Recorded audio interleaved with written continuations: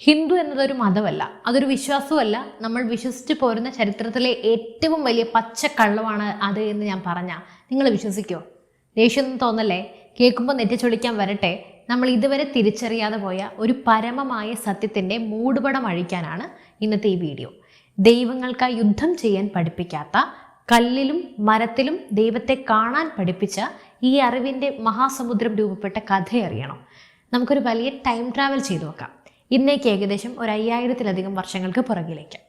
വടക്ക് പടിഞ്ഞാറൻ അതിർത്തിയിൽ ഗാംഭീര്യത്തോടെ ഒഴുകുന്നൊരു നദിയുണ്ട്, സിന്ധു നദി. നമ്മൾ ഇന്ന് കാണുന്ന കോൺക്രീറ്റ് കാടുകൾക്കും സാങ്കേതിക വിദ്യകൾക്കും എത്രയോ മുമ്പ് ആ നദീതീരങ്ങളിൽ ലോകത്തെ ഏറ്റവും വികസിതമായ ഒരു നഗര സംസ്കാരം തുടിച്ചു നിൽക്കുന്നുണ്ടായിരുന്നു. ചരിത്രകാരന്മാർ അതിനെ ഹാരപ്പൻ സംസ്കാരം എന്നും മോഹൻജദാരോ എന്നും ഒക്കെ വിളിച്ചു. അവിടെ കൃത്യമായി പ്ലാൻ ചെയ്ത റോഡുകൾ ഉണ്ടായിരുന്നു. ചുട്ട ഇഷ്ടികകൾ കൊണ്ട് പണിത ബഹുനില വീടുകൾ ഉണ്ടായിരുന്നു. ലോകത്തിലെ ഏറ്റവും മികച്ച മലിനജല നിവാരണ സംവിധാനങ്ങളും ഉണ്ടായിരുന്നു. അതിലെല്ലാം ഉപരി അവിടെ ഒരു സമാധാനപ്രിയരായ ജനവിഭാഗം ജീവിച്ചിരുന്നു. അക്കാലത്താണ് മലയിടുക്കുകൾ കടന്ന് കൊടുങ്കാടുകളെ അതിജീവിച്ച് പേർഷ്യയിൽ നിന്നും മെസപ്പൊട്ടോമിയയിൽ നിന്നുമൊക്കെ കച്ചവടക്കാർ ഇങ്ങോട്ടേക്ക് വരുന്നത്. സിന്ധു നദി കടന്ന് അവർ ഈ അതിശയകരമായ മണ്ണിലേക്ക് കാലുകുത്തി. അവിടെയുള്ള മനുഷ്യരുടെ ജീവിത രീതിയും പ്രകൃതിയോടുള്ള അവരുടെ ഇണക്കവും ഒക്കെ കണ്ട് അവർ അത്ഭുതപ്പെട്ടുപോയി. അവർക്ക് ഈ നാട്ടുകാരെ അഭിസംബോധന ചെയ്യണമായിരുന്നു. പക്ഷെ അവരുടെ പേർഷ്യൻ ഭാഷയ്ക്ക് ഒരു പ്രത്യേകതയുണ്ട്. അവർക്ക് സംസ്കൃതത്തിലെ സ എന്ന അക്ഷരം ഉച്ചരിക്കാൻ കഴിയില്ല. പകരം അവർ ഹ എന്ന് ഉച്ചരിച്ചു. അതായത് സിന്ധു, ഹിന്ദു. അങ്ങനെ അവരുടെ നാവിലൂടെ സിന്ധു എന്ന നദി ഒഴുകുന്ന പ്രദേശം ഹിന്ദു ആയി മാറി. ആ നദീതീരത്ത് താമസിച്ചിരുന്ന മനുഷ്യരെ അവർ ഹിന്ദുക്കളെന്ന് വിളിച്ചു.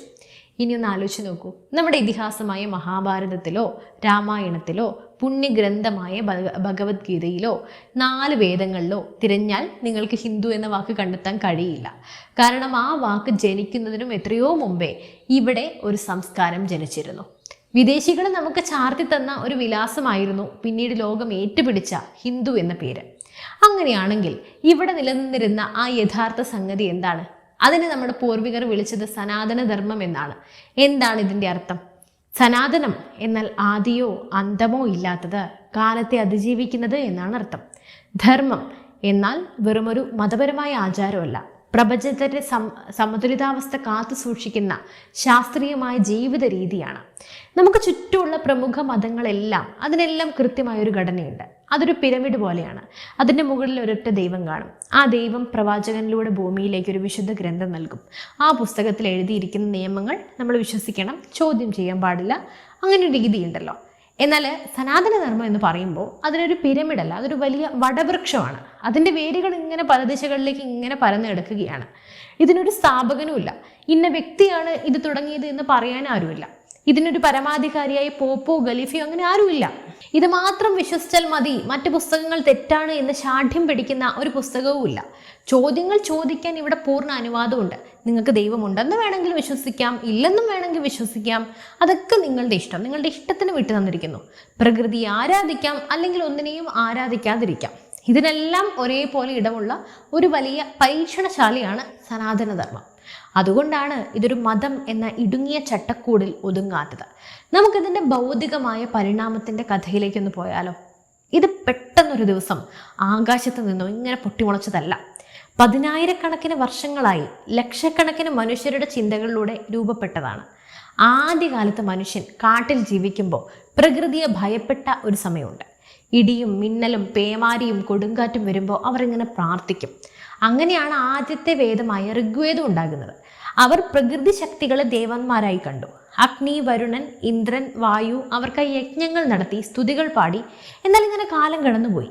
മനുഷ്യന്റെ ബുദ്ധി വികസിച്ചു. യജ്ഞങ്ങളും മൃഗബലികളും മാത്രം മതിയോ എന്നൊരു ചോദ്യം അവരുടെ മനസ്സിൽ ഉയർന്നു. അങ്ങനെ ഭാരതത്തിലെ ധീരരായ ചിന്തകരും ഋഷിമാരും കൊടുങ്കാടുകളിലേക്ക് തപസ്സിന് വേണ്ടി പോയി. അവർ പ്രകൃതിയോട് സംസാരിച്ചു, പ്രപഞ്ചത്തെ നിരീക്ഷിച്ചു. ആ അന്വേഷണങ്ങളുടെ ഫലമായിട്ട് പിറന്നതാണ് ഉപനിഷത്തുകൾ. ഉപനിഷത്തുകൾ വഴിമാറി നടന്നൊരു വിപ്ലവമായിരുന്നു. അവർ ആചാരങ്ങളെ ചോദ്യം ചെയ്തു. അവർ ചോദിച്ചു, ഞാൻ ആരാ? മരണത്തിന് ശേഷം എനിക്ക് എന്ത് സംഭവിക്കും? ഈ പ്രപഞ്ചത്തിന്റെ അവസാനം എവിടെയാണ്? ഈ ചോദ്യങ്ങൾക്കൊടുവിൽ അവർ കണ്ടെത്തിയ ഉത്തരം ലോക ചരിത്രത്തിൽ തന്നെ ഏറ്റവും വലിയ ദാർശനിക സത്യമായിരുന്നു. അവർ പറഞ്ഞു, നീ പുറത്ത് തിരയുന്ന ആ പ്രപഞ്ച ശക്തി സത്യത്തിൽ നിനക്ക് പുറത്തല്ല, അത് നിന്റെ ഉള്ളിൽ തന്നെയാണ്. അതിനെ അവർ 4 മഹാവാക്യങ്ങളിലൂടെ അടയാളപ്പെടുത്തി. പ്രജ്ഞാനം ബ്രഹ്മ, അറിവാണ് ബ്രഹ്മം. അഹം ബ്രഹ്മാസ്മി, ഞാൻ തന്നെയാണ് ബ്രഹ്മം. തത്വമസി, അത് നീയാകുന്നു. അയമാത്മാ ബ്രഹ്മ, ബ്രഹ്മ തന്നെയാണ് ബ്രഹ്മം. ഒരു സാധാരണക്കാരന് ചിന്തിക്കാൻ പോലും ആകാത്ത അത്രയും വിപ്ലവകരമായ ഒരു തത്വശാസ്ത്രം ഈ മണ്ണിൽ ജനിച്ചു വീണത് അങ്ങനെയാണ്. ഇനി നമുക്ക് കഥയിലെ ഏറ്റവും രസകരമായ ഒരു ഭാഗത്തിലേക്ക് കടക്കാം. സാധാരണയായിട്ട് ആളുകൾ ചോദിക്കുന്ന ഒരു ചോദ്യം ഉണ്ടല്ലോ, നിങ്ങൾക്ക് 33 കോടി ദൈവങ്ങളുണ്ടല്ലോ, ഇതിൽ ആരാ വലിയവൻ, ആരാണ് യഥാർത്ഥ ദൈവം എന്നൊക്കെ. ഈ 33 കോടി എന്ന സംഖ്യയ്ക്ക് പിന്നിൽ ഒരു വലിയ വ്യാഖ്യാന പിശകുണ്ട്. സംസ്കൃതത്തിൽ കോടി എന്ന വാക്കിന് 2 അർത്ഥങ്ങളാണുള്ളത്. ഒന്ന് സംഖ്യയായ കോടി, രണ്ടാമത്തേത് തരം അല്ലെങ്കിൽ വിഭാഗം. യഥാർത്ഥത്തിൽ വേദങ്ങളിൽ പറയുന്നത് 33 തരം ദൈവങ്ങളെ കുറിച്ചാണ്. 8 വസുക്കൾ, 11 രുദ്രന്മാർ, 12 ആദിത്യന്മാർ, പിന്നെ ഇന്ദ്രനും പ്രജാപതിയും.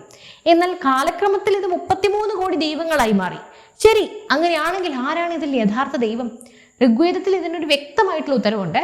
ഏകം സത് വിപ്ര ബഹുദാ വദന്തി. അർത്ഥം, സത്യം ഒന്നേ ഉള്ളൂ, ജ്ഞാനികൾ അതിനെ പല പേരുകളിൽ വിളിക്കുന്നു. സനാതന ധർമ്മം അനുസരിച്ച് ഈ പ്രപഞ്ചത്തിൽ ഒരൊറ്റ പരമമായ ചൈതന്യം മാത്രമേ ഉള്ളൂ. അതിനെ പരബ്രഹ്മം എന്ന് വിളിക്കുന്നു. ഇതിന് രൂപവുമില്ല, ഭാവവുമില്ല, ലിംഗഭേദവുമില്ല. അതൊരു വലിയ ഊർജമാണ്. തീയോ വെളിച്ചമോ പോലെ ഒന്നാണത്. പക്ഷേ സാധാരണ മനുഷ്യർക്ക് രൂപമില്ലാത്തൊരു ഊർജത്തെ മനസ്സിലിങ്ങനെ ധ്യാനിക്കുക എന്ന് പറയുന്നത് പ്രയാസമാണ്. അതിന് ഞാനൊരു കഥ പറയാം. ഒരു ചെറിയ കുട്ടിക്ക് കാറ്റ് എന്താണെന്ന് കാണിച്ചു കൊടുക്കാൻ നമ്മൾ എന്ത് ചെയ്യും? കാറ്റിന് രൂപമൊന്നുമില്ലല്ലോ. അപ്പോൾ നമ്മളൊരു മനോഹരമായ കാറ്റാടി കാണിച്ചു കൊടുക്കും. കാറ്റാടി കറങ്ങുന്നത് കാണുമ്പോൾ കുട്ടിക്ക് മനസ്സിലാകും കാറ്റിങ്ങനെ വീശുന്നുണ്ടെന്ന്. ഇതേ തത്വമാണ് നമ്മുടെ ഋഷിമാർ ദൈവസങ്കല്പത്തിൽ പ്രയോഗിച്ചത്. രൂപമില്ലാത്ത ആ പരമമായ ചൈതന്യത്തിൻ്റെ പല ഭാവങ്ങളെ കാണിക്കാൻ അവർ പല പ്രതീകങ്ങൾ ഉണ്ടാക്കി. പ്രപഞ്ചമുണ്ടായതിനെ കാണിക്കാൻ ബ്രഹ്മാവ്, അതിനെ നിലനിർത്തുന്ന പ്രകൃതി ഭാവത്തെ കാണിക്കാൻ വിഷ്ണു, എല്ലാ മാറ്റങ്ങൾക്കും കാരണമാകുന്ന ഊർജത്തെ കാണിക്കാൻ വേണ്ടി ശിവൻ. നിങ്ങൾക്കൊരു കല്ലിനെയോ മരത്തെയോ നദിയെയോ മാതാപിതാക്കളെയോ ദൈവമായി കാണാം.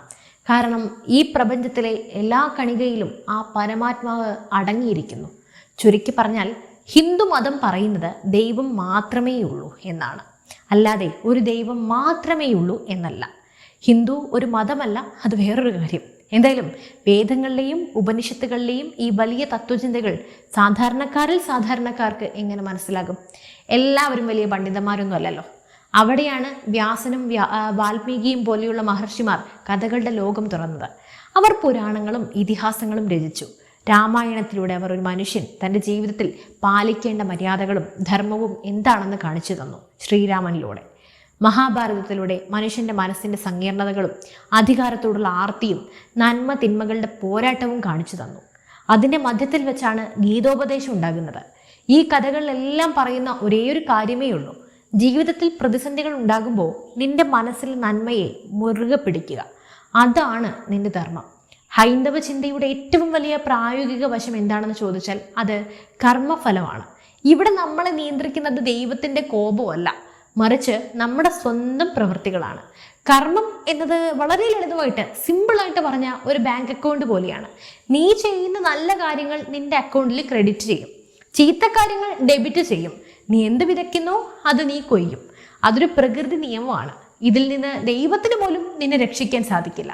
നിങ്ങളുടെ ഇന്നത്തെ അവസ്ഥ നിങ്ങളുടെ ഇന്നലത്തെ കർമ്മങ്ങളുടെ ഫലമാണ്. നിങ്ങളുടെ നാളത്തെ അവസ്ഥ നിങ്ങളുടെ ഇന്നത്തെ കർമ്മത്തെ ആശ്രയിച്ചിരിക്കുന്നു. ഒരു ജന്മം കൊണ്ട് തീരാത്ത കർമ്മങ്ങൾ തീർക്കാനാണ് ആത്മാവ് പുതിയ പുതിയ ശരീരങ്ങൾ സ്വീകരിക്കുന്നത്. അതിനെയാണ് പുനർജന്മം എന്ന് വിളിക്കുന്നത്.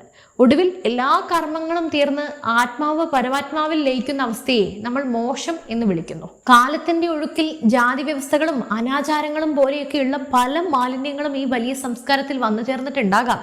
പക്ഷെ ഇതിന്റെ യഥാർത്ഥ അടിത്തറയായ തത്വചിന്ത അത് ലോകത്തിലെ ഏറ്റവും സുന്ദരമായിട്ടുള്ള ഒന്നാണ്.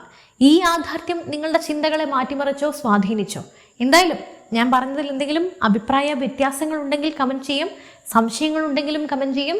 എല്ലാത്തിനും ഞാൻ മറുപടി തരുന്നതായിരിക്കും. മറ്റു വിഷയമായി വീണ്ടും എത്തും വരെ നന്ദി.